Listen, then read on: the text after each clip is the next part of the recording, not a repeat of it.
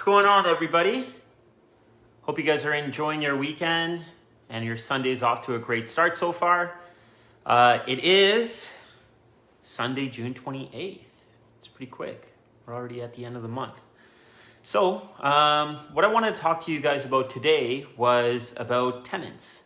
How to kind of screen your tenant, where to find tenants, how to screen your tenants, what kind of documentation you should have, and once you do sign a lease, what kind of paperwork or what kind of items you should have at the end of it. So just want to first start off by letting you guys know about a little bit about inventory, just because I've been following it so closely, because we really don't know what's going on. So at the beginning of June, right now throughout Toronto Real Estate Board, we were at 11,750 or 47 units. Today we're at 14,741. So we've seen an increase of almost 3,000 listings come onto the Toronto Regional Real Estate Board. Also, just specifically with Durham at the beginning of the month, June 1st, we started off at 1274. Today we're sitting at 1470, so about a 200 unit increase in Durham. This is across all the regions, like Durham region or like throughout Treb, and this is for freehold and condominiums that have been listed. So like I said, today we're going to talk about tenants, and the first part of it is that how do you find a tenant? So there's a couple of options of finding a tenant. I'd say the first option of finding a tenant is go through a realtor. A lot of people do this. So they contact a realtor, they do an assessment on what the market value for rent would be, and then they do list it mostly on MLS and possibly some other sites as well. So that's one way of getting a tenant, is through a realtor. Another way is to go to a property management company. So you can go to a property management company. Likely they're going to charge you the same as a realtor, the 1 month's rent plus HST. But with the management company, what they can also offer you is they can take care of the tenant on a day-to-day basis if there's anything that needs to be done. So it's really like they're managing the property for you. I believe a cost of doing something like this is somewhere between, a 5 and 10% of rent every month. So if it was 10% for easy math, your rent is $2,000 a month, you'd pay about $200 a month for the property management company to deal with the tenant. So this would mean that they would likely place the tenant, but that you'd paying for that separately already with the first and last month's or like 1 month's rent plus HST. But what they would do is they would manage the tenant. So you're probably not going to be getting those phone calls, oh, my toilet's not working or something like that. It's a property management company that will. Property management company will likely go on site or have a plumber go by, take a look at it, assess the situation, and then possibly if it's small, possibly deal with it, or if it is something larger, reach out to the owner and say, hey, this is what the deal is, and this is roughly what it's going to cost to get it fixed. So it's a little bit easier if somebody doesn't have time to have the property managed. The third way I would say is that you could do it yourself if you really wanted to. Place an ad on Kijiji, and I'm not sure how well Craigslist works. There's a couple of other sites like viewit.ca.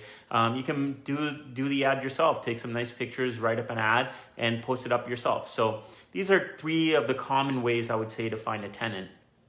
That leads us right into screening. So how are you going to screen this tenant, okay? So the way I would screen this tenant is that you're going to need a rental application. Now, if you Google rental application, and I mean the OREA ones are supposed to be for real estate agents only, but if you Google, rental application or rental agreement, OREA on it, like you're going to find a lot of copies of this online. Basically, it has basic information on it. What's your name? The two people that are going to be on the lease, there's 2 spots there for them. Who's going to occupy the house? You have kids, what's their names? How old are they? It's going to talk about where do you live now? Why are you leaving there? Where have you lived previously? I believe if it's 3 years or more or less ago. Also, it will talk about where do you work right now? Where have you previously worked for, possibly both of the applicants on the lease.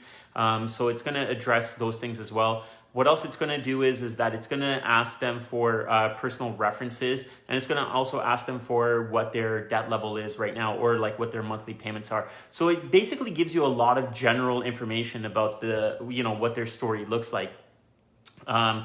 With the rental application, what I would do is I would go through and I would actually verify the information based on the other documentations that they have given me. So if they've given me, where they work and how much they make, I'd verify that based on an employment letter that we will ask for, and also pay stubs.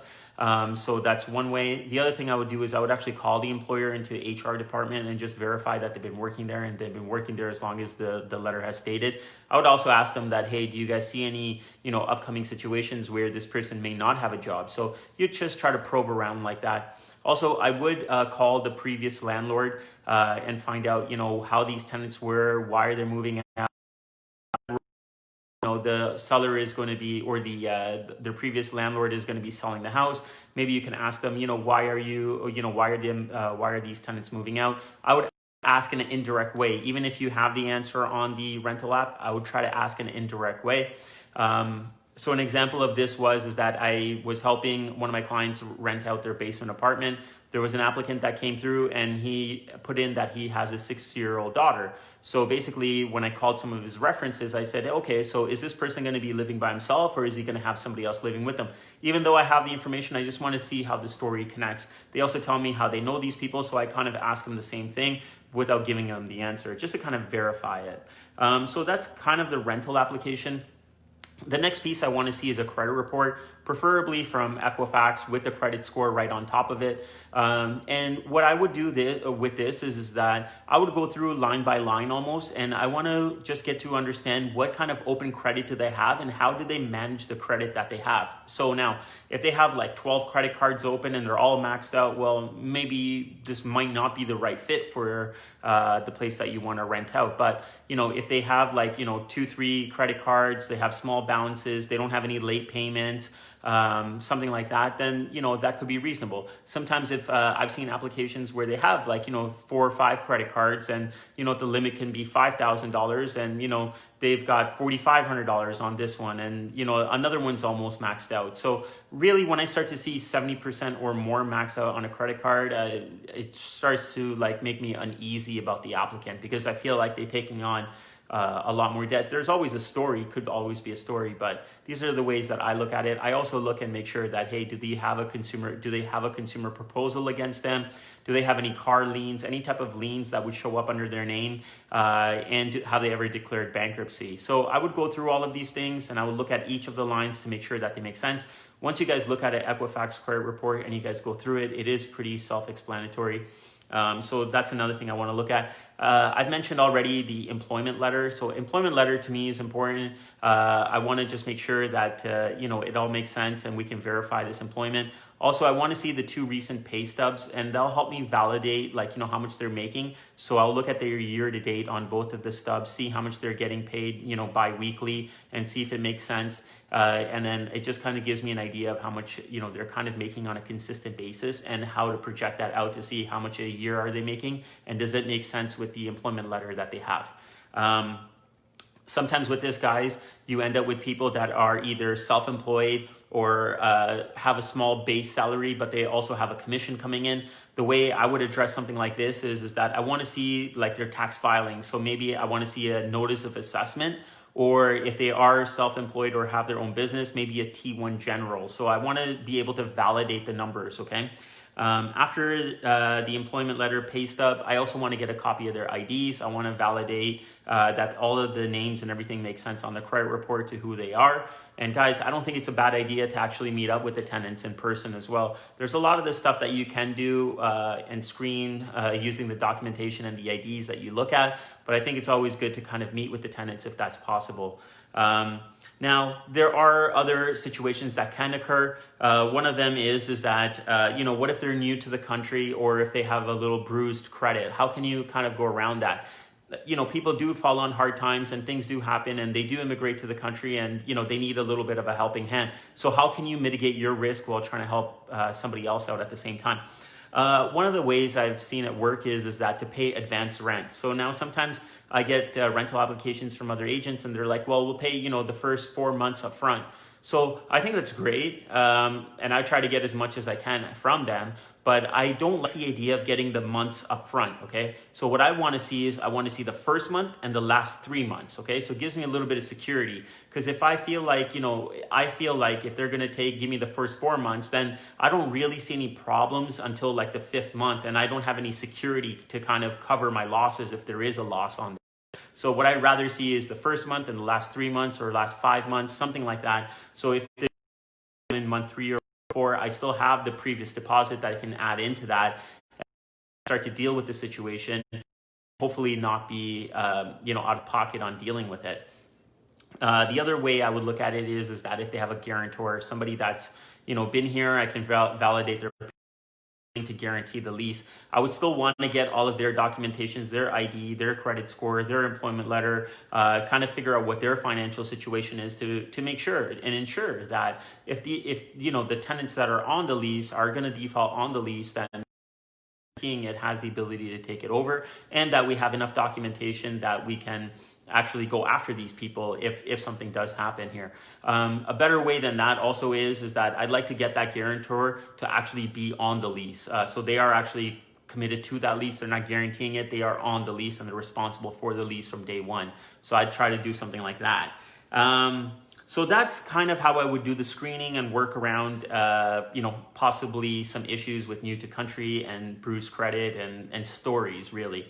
The next thing that you're going to do is once you're happy with all of this information and whatnot, the next thing is going to be a residential tenancy agreement. So I believe this came out in 2018, 17 or 18.